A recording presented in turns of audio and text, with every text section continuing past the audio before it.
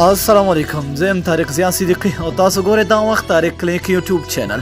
پام مو اړوم د نن ورځې تازه او وروستي خبرونو ته.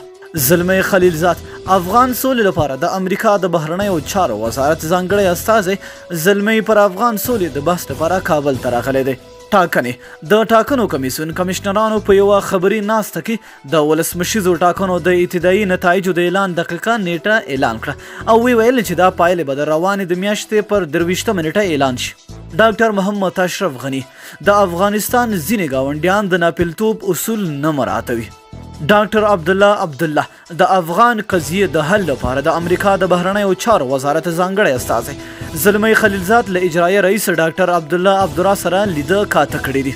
د تفصیلاتو لپاره لاندې په ډسکرپشن کې لینک دی، په هغې کلیک وکړئ. تر بیا ښې چارې.